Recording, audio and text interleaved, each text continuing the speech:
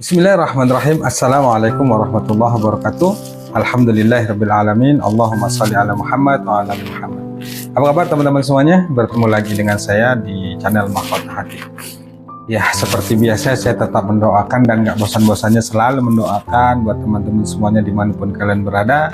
Semoga hidupnya barokah, berlimpah, kaya, ya rezeki diluaskan, mengalir deras tanpa batas.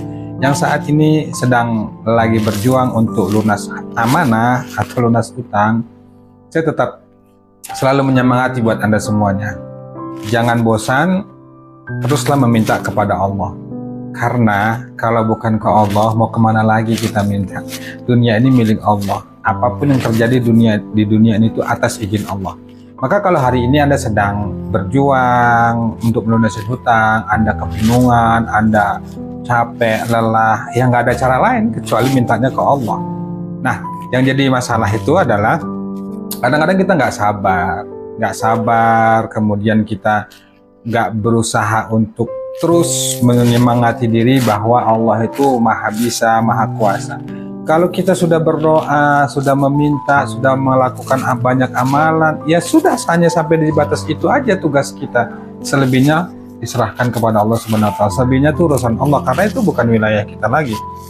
Kalau perkara hasil, perkara keajaiban, bagaimana caranya Allah menolong, itu bukan wilayah kita lagi, itu urusan Allah. Yang penting tugas kita itu terus berdoa, terus berikhtiar, terus meminta kepada Allah Subhanahu wa taala. Selebihnya itu urusan Allah. Nah, jadi jangan terlalu dipaksakan untuk memikirkan sesuatu yang bukan kendali kita. Apa itu? Ya perkara hasil. Terus saja meminta, terus saja berdoa sama Allah. Insya Allah pasti dikabulkan sama Allah. Cuma perkara waktu kita nggak tahu. Karena kan Allah sudah berjanji sendiri, siapa yang meminta kepadaku maka akan kuberi. Kalau Allah sudah berjanji, berarti tugas kita apa? Meyakini, yakin aja teman-teman semuanya. Perkara yakin ini perkara yakin ini menurut saya itu adalah rasa ya, jiwa. Bagaimana merasakan kedekatan kita sama Allah, yakin bahwa Allah menolong, itu rasa. Nah, cara untuk bisa yakin itu adalah salah satunya dengan cara banyak beribadah, banyak berzikir, banyak baca Quran dan lain sebagainya. Jadi teman-teman semua. Nah, jangan lupa bersyukur ya di kondisi apapun, jangan lupa bersyukur. Sambil nonton video ini jangan lupa tuliskan doa terbaik Anda ya di kolom komentar. Apa yang menjadi hajat Anda tuliskan saja. Baik teman-teman semuanya, saat terdesak kita butuh uang untuk bayar utang, apa yang harus kita lakukan? Kita nggak punya uang nih, besok harus bayar hutang, atau beberapa hari harus bayar hutang, bayar cicilan, kita nggak punya uang. Apa sih amalan yang harus kita kerjakan? Apa sih cara terbaiknya supaya pertolongan Allah itu datang? Ini yang bertanya kepada saya mengenai hal ini tuh banyak banget.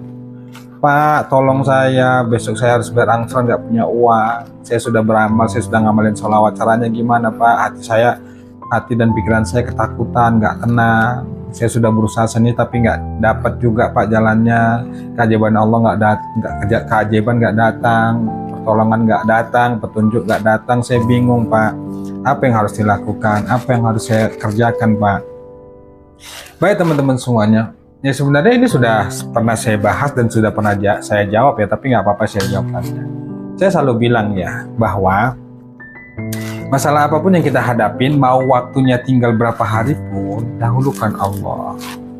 Kan begini teman-teman semuanya, kalau kita sudah melakukan ikhtiar langit contohnya, ikhtiar bumi ini udah ditutup nih sama Allah, mentok, kita ke teman nggak dikasih pinjaman, ke saudara apalagi, semua orang menjauhin, itu kita katakan bentuk ikhtiar dunia. Kita sudah lakukan itu tapi nggak ketemu.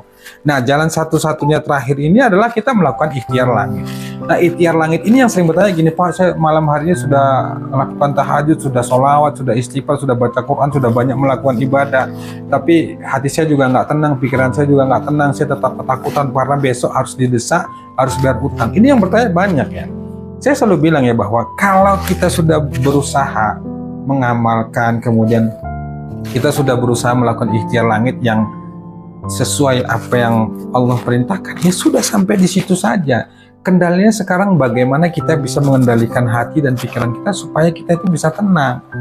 Saya meyakini dan menyadari ya bahwa dulu itu yang saya rasakan, saya banyak beramal, banyak beribadah, hati saya tenang tapi pikiran saya kacau.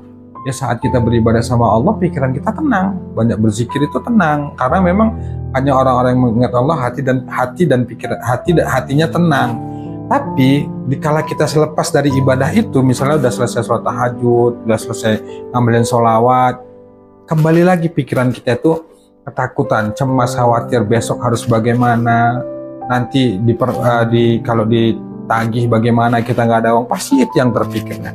Nah, masalahnya satu, kalau Anda sudah melakukan semua amalan itu, ya tinggal satu lagi, pasrah ke Allah, lepaskan semuanya ke Allah, karena kita nggak bisa memaksa itu harus sesuai dengan keinginan kita, nggak bisa. Ya, masalahnya itu bagaimana Anda bisa mengendalikan pikiran Anda agar bisa netral, agar bisa kita mengkondisikan, bisa berupaya untuk baik sangka sama Allah. Kan gini ya, orang yang riadoh itu untuk melunasin hutang, ketika dia sudah beribadah, sudah melakukan zikir dan sebagainya, hatinya tenang tapi pikirannya kacau. Kenapa? Hati dan pikirannya belum selaras ini. Kenapa?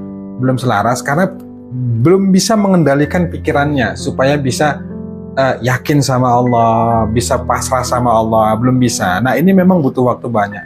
Kalau saya, caranya adalah ketika sudah melakukan itu semua, ibadah, sholawat, istighfar, dan lain sebagainya, saya melepaskan itu semua. Cara melepaskannya bagaimana? Ketika saya lagi berzikir, misalnya bersolawat malam hari untuk mohon petunjuk sama Allah untuk menghadapi hari esok, saya meditasi sebentar, saya pegang dada kiri, ya Allah, besok urusanmu, bukan urusanku lagi ya Allah. Malam hari ini hamba sudah melakukan apa yang hamba bisa, mengamalkan apa yang hamba tahu, dan ini dengan amalan ini insya Allah pertolonganmu datang ya Allah. Kita sudah tahajud, sudah sholawat, sudah istighfar, sudah saya lepaskan. Besok harinya apapun yang terjadi sudah saya pasrahkan ke Allah, karena nggak ada cara lain teman-teman sebenarnya. Kalau kita memang sudah bulat ke Allah, sudah murnikan saja, jangan dicampuri